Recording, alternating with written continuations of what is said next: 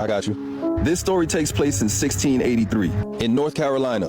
There were these two towns that lived on opposite sides of the French Broad River. They were constantly going back and forth, like little fights here and there. Like there was a feud between these two towns as they just disagreed fundamentally on almost everything.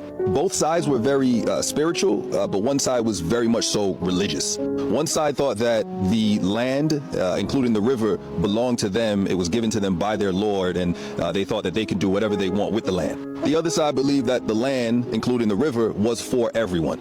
This river was the largest river in the area, which means it gave everyone who lived around it an abundance of food, water, nutrients. They fished in this river. They hunted deer by this river, and so on and so forth. As time went on, the feud between the two towns started to get violent. So finally, the heads of both towns had a meeting, and they both agreed that it would be best if the two towns just separated. But separating now means one side is going to lose out on all the abundance of the river.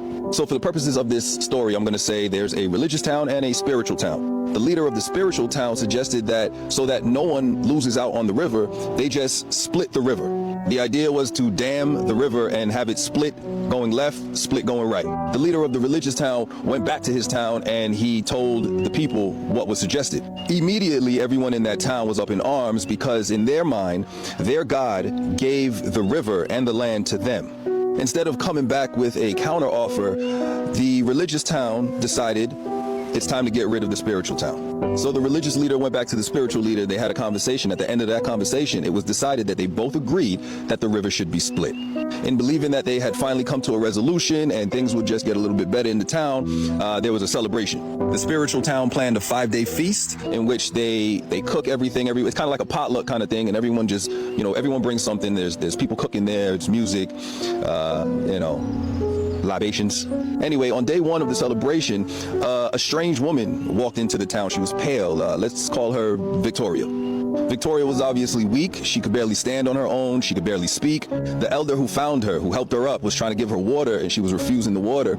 And all he can hear from her was goat. So just trying to help her out as best as he could, he went into the stables and got her goat's milk. She refused the goat's milk. She crawled over to the goat, and she laid her fangs into that goat. The elder was obviously scared. He was freaking out. At this time, there've only been tales of vampires, and he's now seeing it in the flesh. And luckily for Victoria, this elder was a compassionate and empathetic elder. He skipped the entire first night of the feast, and he stayed in the stables, and they talked all night. Victoria explained her situation. The elder understood, and the next day, he brought her into the town. Obviously, people were skeptical at first and kind of kept their distance, but then Victoria started showing how useful she could be. While one fisherman would catch 5 fish a day, she would catch 20. While it would take a few days to find and kill a deer and bring it back to the town, she killed 2 in a day. Victoria kind of explained to them that, she just wants to find a home. She ran away from where she was from, and she likes being there. She wanted to be there. By the end of the feast, the entire town was in love with Victoria the way Victoria was in love with them. Now, the morning after the last feast, this is about 4 o'clock in the morning, the sun hasn't even come up yet. The religious side crossed the river and slaughtered the entire spiritual town. Victoria was out fishing so that the town can eat breakfast. When she got back to the town and realized what happened, Victoria was upset, and she sniffed her way to the religious town. If the scent of their sweat and blood wasn't enough, Victoria got confirmation as to who committed these crimes when they heard the religious side celebrating the same way the spiritual side was celebrating the night before. It took Victoria 20 minutes to destroy the entire town. Some people got away, and that's only because Victoria allowed them to get away.